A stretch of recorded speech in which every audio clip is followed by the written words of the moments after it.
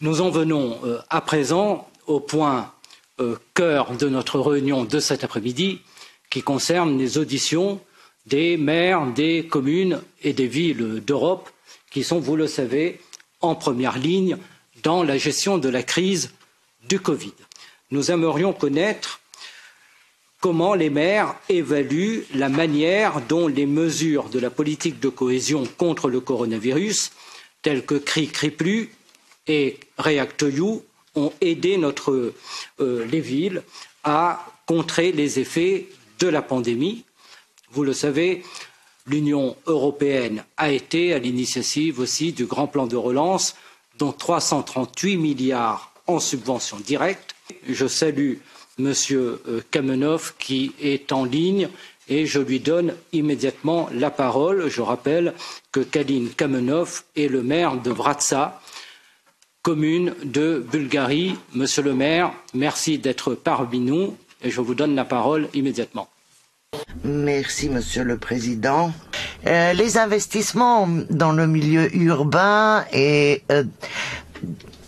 fait que les conditions sont meilleures et les investisseurs viennent investir dans notre ville, créant 1500 nouveaux emplois malgré la pandémie, malgré les conditions très difficiles. La vie économique ne s'est pas arrêtée durant le confinement. Les activités ont continué et nous espérons que les investisseurs resteront et se multiplieront par la suite. Tous les projets réalisés durant ces années, toutes les entreprises qui ont bénéficié de moyens européens pendant ces années se sont joints à nous pour aider l'hôpital, pour acheter les équipements nécessaires pour assurer de l'oxygène aux malades.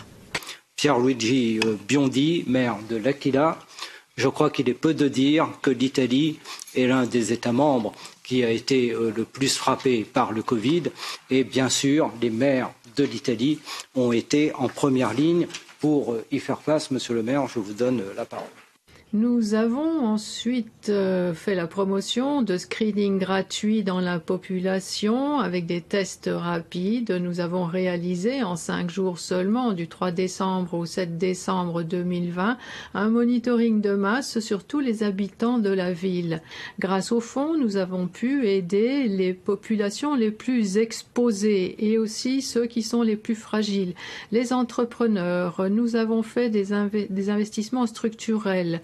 Nous utilisons au mieux les ressources du Recovery Fund que nous appelons Plan national de reprise et de résilience en Italie. Et les fonds complémentaires sont de 1,8 milliard qui sont utilisés seulement pour nos territoires touchés par le séisme. C'est un instrument définitif et essentiel pour la relance qui amènera à la reconstruction de notre tissu économique et social.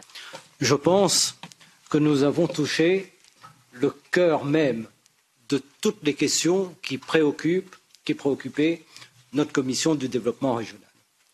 Et en remarque conclusive, d'abord dire que nous avons bien vu dans vos interventions, l'un et l'autre, qu'en réalité, au niveau local, se concentre l'ensemble des défis globaux et que les maires doivent les gérer. Vous avez parlé de la question de ces zones dépeuplées.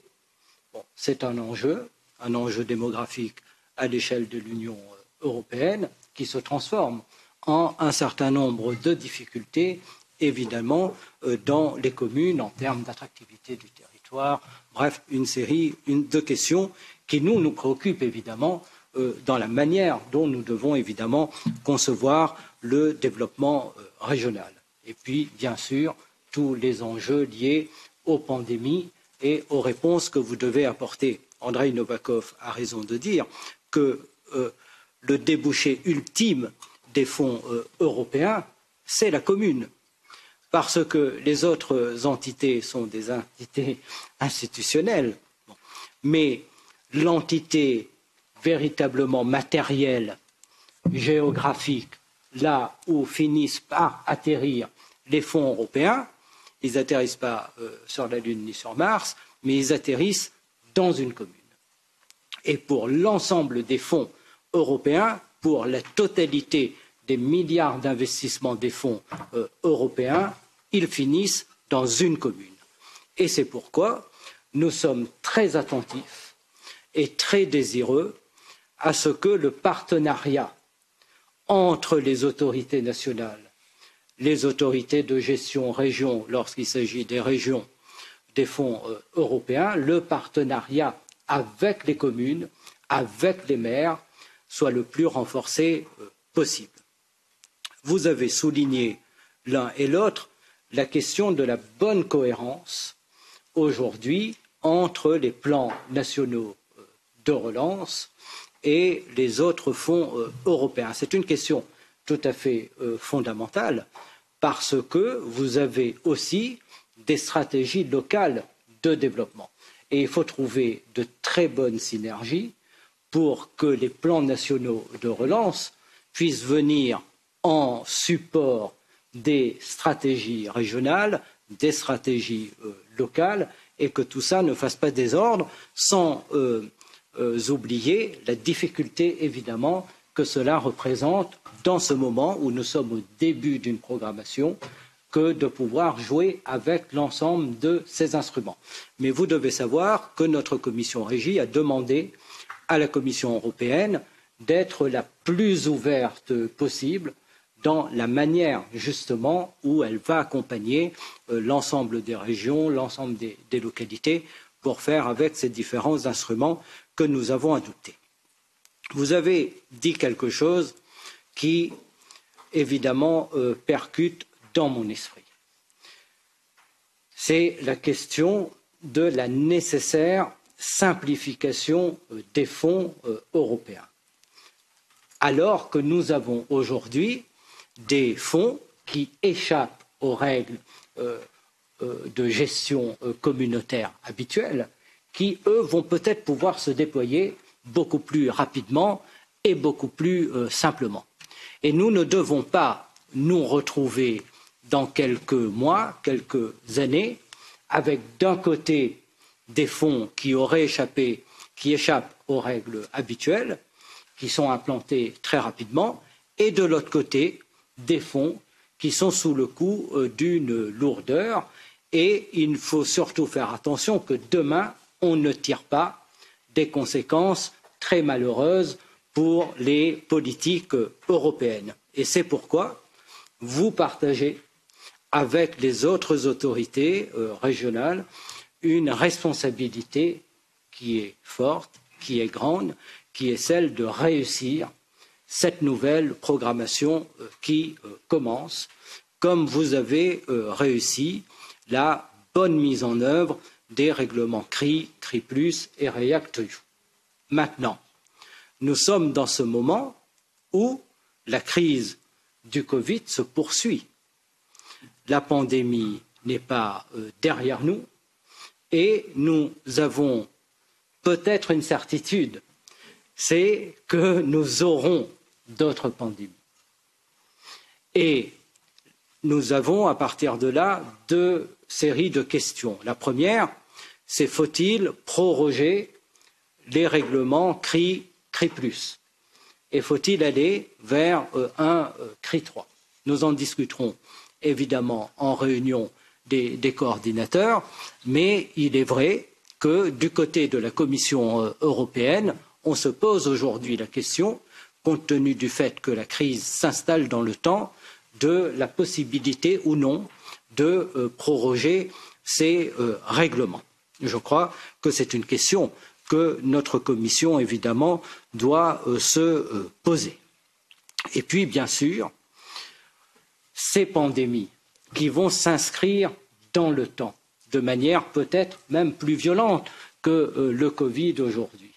Eh bien, nous devons tirer toutes les expériences accumulées de la gestion de ces premières crises du Covid-19. Et cette culture du risque que vous avez évoquée est tout à fait précieuse, car on devra demain s'appuyer sur tout l'acquis, toute l'expérience que nous avons tirée, parfois de manière un peu chaotique, un peu difficile au début, mais aujourd'hui peut-être assez éprouvée pour que demain les impacts des pandémies soient les moins lourds que possible. Ça a été violent évidemment pour tout le monde au début. Aucun secteur n'a échappé.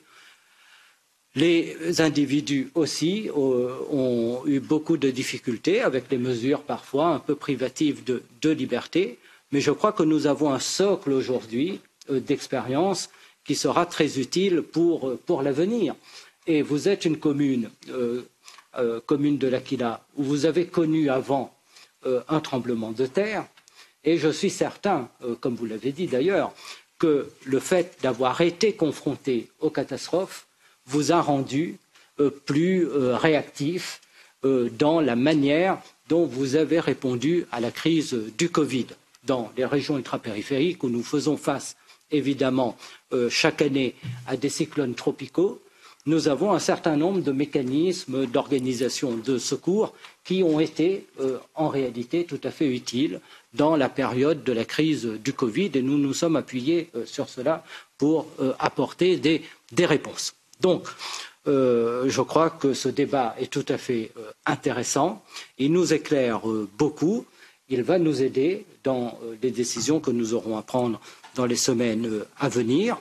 Je veux vous remercier l'un et l'autre, Monsieur Kalin Kamenov, pour votre participation à notre réunion, pour les présentations tout à fait excellentes que vous avez faites, ainsi que Monsieur le maire d'Aquila d'avoir été avec nous cet après-midi. Je vous remercie l'un et l'autre encore et nous allons poursuivre à présent notre audition. Et nous pouvons passer à présent à nos prochains intervenants, plutôt intervenantes. Il s'agit de Madame Kristina Danilika Wojewódzka, maire de la ville de Spluks. Pardonnez-moi pour mon très mauvais accent, en Pologne, que je remercie d'être parmi nous. Nous avons donc pu faire coudre et distribuer 100 000 masques. Et là, c'était la première fois que j'ai ressenti un soulagement. Et ces fonds exceptionnels ont permis d'acheter de l'équipement médical, des respirateurs, des pompes à infusion, des lits spécialisés, des lits médicalisés. Mais cela a permis également d'acheter, par exemple, du liquide pour la désinfection. Et du coup, j'ai ce sentiment que notre hôpital est préparé pour les vagues successives et pour les éventuelles différentes pandémies à l'avenir. Bien évidemment, il faut le soutenir, mais nous avons pu le soutenir, par exemple, en nous procurant l'équipement médical de pointe. Cette pandémie est évidemment dramatique, mais c'est aussi une source d'innovation qui a inspiré beaucoup de jeunes. Et nous avons pu fournir un ordinateur portable ou un ordinateur stationnel à chaque foyer, à chaque famille. Mais, encore une fois, ce sont les bénévoles qui ont joué le rôle de premier plan. Ils ont collecté des ordinateurs et ils les ont distribués aux familles les plus vulnérables. Je donne la parole à présent à la maire de la ville de Saint-Denis, île de la Réunion, Erika Barège, ma chère amie, qui est la première femme maire d'une commune de cette importance dans les régions ultrapériphériques françaises. À l'inverse de ce que j'ai pu entendre de ma collègue de Pologne, nous avons fait face, je dois dire, plutôt sans perception de l'aide européenne. Nous avons nous aussi eu à faire des masques en tissu en 2019, une mobilisation citoyenne. Les citoyens sont venus, nous avons cousu à la main, à la machine, 20 000 masques, nous avons distribué, mais tout ça sur nos fonds propres. Nous avons mobilisé également de la solidarité, porté des colis alimentaires aux plus éloignés, aux plus fragiles, aux personnes âgées, des colis alimentaires que nous avons payés sur fonds propres. Nous avons également mis à disposition des ordinateurs et équipé nos écoles aussi en partie sur fonds propres, mais en tout cas sans avoir eu la chance d'avoir de l'aide européenne. À ce propos, Monsieur le Président, nous avions à l'époque, en tout cas, sollicité l'aide européenne dans le cadre de REACT-UE et nous n'avons toujours pas eu de réponse de la collectivité gestionnaire. Nous avons 27 États membres et des modes de gouvernance variés, mais nous avons un seul règlement portant dispositions communes. Et je veux rappeler les États à un certain nombre d'obligations, notamment concernant le partenariat et le partenariat avec les entités infralocales, c'est-à-dire les communes. Et la Commission est présente pour notre discussion. J'invite vivement la Commission, avant de conclure les accords de partenariat, de bien vouloir vérifier que celui-ci s'exerce dans les meilleures conditions partout dans les États membres. Ce que vous avez dit, Madame Barège, à La Réunion peut être corrigé aujourd'hui. Et le Conseil régional de l'île de La Réunion doit effectivement, pour le nouveau programme opérationnel, associer au mieux l'ensemble des communes. C'est ce que nous souhaitons et c'est ce que nous avons d'ailleurs indiqué dans l'ensemble des règlements. Et à l'échelle de toute l'Union européenne aujourd'hui, il y a une demande très forte et je crois fort légitime des communes, et nous avons vu en quoi cette demande est fort légitime, parce que les communes sont en première ligne dans les réponses aux défis qui s'y concentrent. Il y a une demande très forte des communes d'être mieux associées. Eh bien, je crois que les régions doivent entendre cela.